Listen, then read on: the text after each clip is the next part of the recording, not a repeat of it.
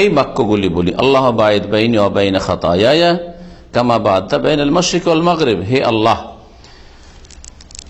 আমার মাঝে এবং আমার গুনার মাঝে, গুনাহ সমূহের মাঝে,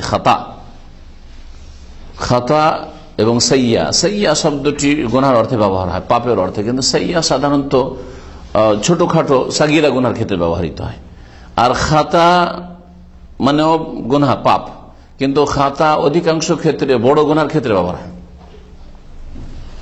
বড় গুনার ক্ষেত্রে ব্যবহৃত হয়, কিন্তু কখনো কখনো ছোট গুনাহকেও শামিল হয়।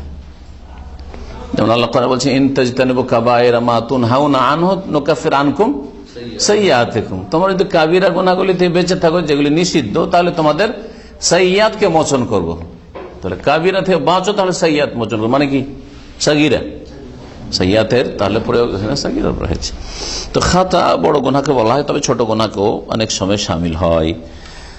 আল্লাহ আমার মাঝে এবং আমার গুনাহ সমূহের মাঝে দূরত্ব সৃষ্টি করে দাও,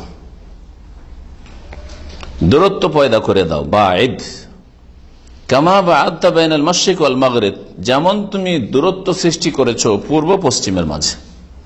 পূর্ব পশ্চিম যেমন কখনো একত্রিত হইতে পারে না, অসম্ভব কথা, এটা হচ্ছে এর ব্যাখ্যা। এনে যে শুধু বাহ্যিক দূরত্বটা বোঝানো হয়েছে, এখানে এই কথাটি বোঝানো হয়েছে, কোন জগতে, অতীতে, বর্তমানে, ভবিষ্যতে কখনো আসমান জমিনের পৃথিবীর ইতিহাসে পূর্ব আর পশ্চিমে এসে একসাথে লেগে গেছে, এরকম হয়নি। আমাদের হাত দুই দিকে থাকলে দুটো অনেক সময় লেগেছে, লাগলো, ঠিক না? কিন্তু পূর্ব পশ্চিম কখনো একত্রিত হয় নাই, আর হবেও না, বোঝা গেছে?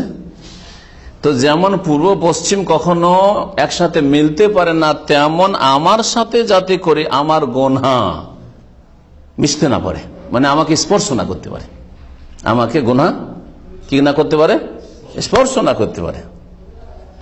এই না যে গুনাহ হয়ে গেছে এখন ওগুলোকে দূর করে দেয়, এটা অর্থ নয়। মানে আমাকে গুনাহ থেকে এত দূরে রাখো, আর গুনাহ আমার দ্বারা হওয়া এত অসম্ভব করে দাও, যেমন পূর্ব পশ্চিমের মিলিত হওয়া, একসাথে হওয়া অসম্ভব, ওই রকম।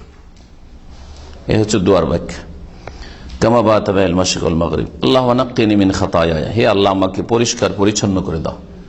তানকিয়াতুন নাক্কা ইউনাক্কি তানকিয়া মানে হচ্ছে পরিষ্কার পরিচ্ছন্ন করা, পরিষ্কার পরিচ্ছন্ন করে দাও। মিন খাতায়, আমার গুনাহ সমূহ থেকে, কামা ইউনাক্কা সাওবুল আবিদ মিনাদ দানাস, যেমন সাদা কাপড়কে পরিষ্কার পরিচ্ছন্ন করা হয় ময়লা থেকে। আল্লাহুম্মা আগসিলনি মিন খাতায়ায়া, হে আল্লাহ আমাকে ধুয়ে দাও আমার গুনাহ সমূহ হতে, বিল মায়ে পানির দ্বারা, ওয়াসালজে বরফ দ্বারা, ওয়াল বারদে না বারাদে, বারদে না বারাদে, হ্যাঁ বারাদে। বারদের মানে কি আর বারাদ মানে কি, কার জানা আছে? এদিকে হ্যাঁ, বারদ মানে ঠান্ডা, বরফ, তো সালজ মানে তো বরফ।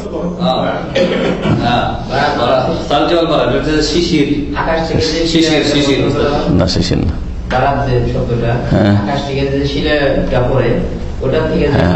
আকাশে যে সহজ ভাষা আমাদের আকাশ থেকে পাথর পড়ছে, ওইটা শিলাবৃষ্টি, এক কথা বোঝা গেছে। শিলা, এই যে বৃষ্টির আগে পরে বা বৃষ্টি চলা অবস্থায় যে শিলা বর্ষণ হয়, এটা কি বলা হয়? বারাদ বলা হয়। জি, তো পানি দিয়ে ধুয়ে দাও, বরফ দিয়ে ধুয়ে দাও, আর শিলা বৃষ্টি দিয়ে ধুয়ে দাও, এগুলি কাছাকাছি শব্দ। পানি, বরফ, বরফ গলে গেল পানি হয়, আর শিলা বৃষ্টি গলে গেল পানি হয়। তাহলে প্রতি শব্দ ব্যবহার করে দোয়া করা জায়েজ আছে, বা কাছাকাছি শব্দ ব্যবহার করে দোয়া করা জায়েজ আছে। একটি মশলা এখান থেকে ইস্তেমবাত হল, বুঝা গেছে? এভাবে মশলা, দোয়া থেকে মশলা ইস্তেমবাত। আপনি দোয়াটাকে শুধু দোয়া হিসেবে দিবেন না। অনেক ফুকাহে কেরামরা বা হাদিসের যারা ভাষ্যকার, মুহাদ্দিসিন, তারা একটা দোয়ার একটা অংশ থেকে আকীদা ইস্তেমবাত করেছেন, ফিকহি মাসলা ইস্তেমবাত করেছেন। এখানে ফিকহি মাসলা দেখালাম, তাই না? যে আপনার দোয়ার ক্ষেত্রে প্রতি শব্দ ব্যবহার করতে পারেন। আল্লাহ আমার গুনাহ মাফ করে দাও, আমার পাপ মোচন করে দাও, মাফ করে দাও, মোচন করে দাও, দুটো কথা থেকে। পাপ গুনাহ থেকে জিনিস, হ্যাঁ, আল্লাহ আমাকে মাফ করো, আমাকে ক্ষমা করো, মার্জনা করো, কথা থেকে জায়েজ আছে দুই শব্দ ব্যবহার করা। আকিদা আকিদা মেলা ক্ষেত্রে দোয়া দিয়ে আকিদা প্রমাণিত। আউযু বিকালিমাতিল্লাহি তাম্মাতি মিন শাররি মা খালাক, যে কোরআন মাখলুক নয়, কোরআন আল্লাহর সিফাত, কারণ আশ্রয় গ্রহণ করা হচ্ছে আল্লাহর কালেমাতের, দোয়া থেকে আকিদা প্রমাণিত হচ্ছে। জি, এই ছিল হাদিস। দোয়াতে নবী করিম সাল্লাল্লাহু আলাইহি ওয়াসাল্লাম শিখালেন যে গুনাহকে ধুয়ে দাও কি দিয়ে? তিনটা জিনিস দিয়ে। তিনটা কিন্তু ঠান্ডা জিনিস, ঠিক না?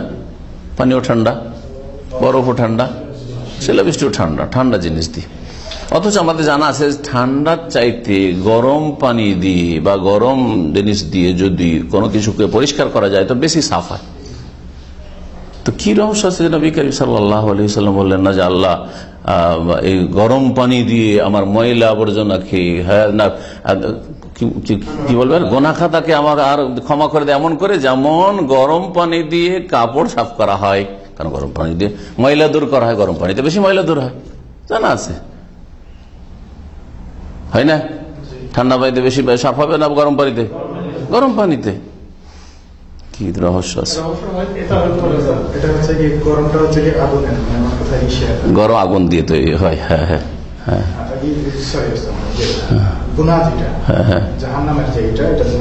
জাহান্নামের কারণ গুনাহ। ঠিক আছে, কাছাকাছি গেছেন। ভাষ্যকাররা বলেছেন যে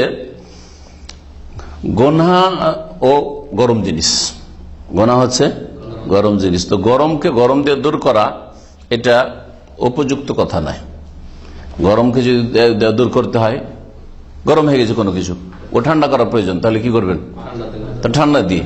তো গুনাহকে যেহেতু দূর কথা বলা হয়েছে, ইগসিলনি মিন খাতায়ায়া, আমার গুনাহ থেকে আমাকে ধুইয়ে দাও, আমার গুনাহ থেকে আমাকে ধুয়ে দাও। গুনাহ হচ্ছে গরম জিনিস, তো গরম জিনিসকে দূর করার জন্য ঠান্ডার প্রয়োজন। সেই জন্য তিনটি শব্দই নিয়ে এসছেন এমন যে তিনটি বস্তু হচ্ছে ঠান্ডা। একটি তো গরম উল্লেখ করতে পারতেন, না বললে বিশাল জল বারাদে আর সাখেনে, গরম পানি বলেননি নবী করিম সাল্লাল্লাহু আলাইহি ওয়াসাল্লাম। যাই হোক, এই হাদিস থেকে জানা যায় যে সালাতের শুরুতে তাকবীরে তাহরিমার পরে এই দোয়াটি পড়া মুস্তাহাব বা সুন্নাত, নবী করিম সাল্লাল্লাহু আলাইহি ওয়াসাল্লাম পড়েছেন। দানাস, দানাস মানে ময়লা আবর্জনা, কাপড় চোপড় যে ময়লা হয়ে যায়, ধরলো মাটি।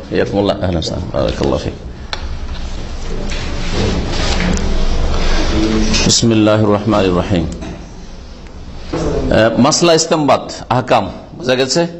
এই হাদিস দ্বারা বোঝা যায় যে নামাজে যে সব ইস্তিফতার দোয়া আছে, আসলে শুদ্ধ পরিভাষা টার্ম হচ্ছে ইস্তিফতাহ, দোয়াউল ইস্তিফতাহ মানে সালাত শুরু করার দোয়া। ইস্তিফতাহ মানে শুরু করা, সালাত শুরু করার দোয়া মানে তাকবীরে তাহরিমার পরে যে প্রথম যা পড়া হয়।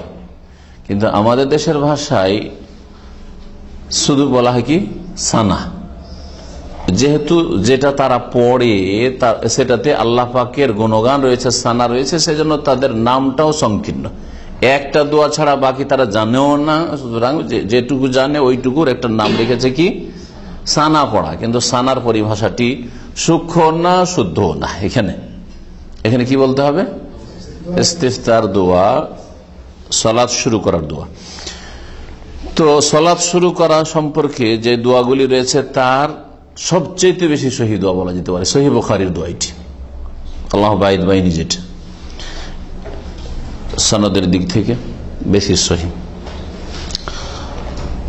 এই হাদিস থেকে যেমন বোঝা যায় যে এই দোয়াটি পড়া সুন্নাত, তেমন এই মাসলাটিও বোঝা যায় যে এই দোয়াটি শুধু নফলের সাথে সুন্নতের সাথে খাস নয়, বরং ফরজও পড়া যাবে আর সুন্নত নফলেও পড়া যাবে। অন্যান্যরা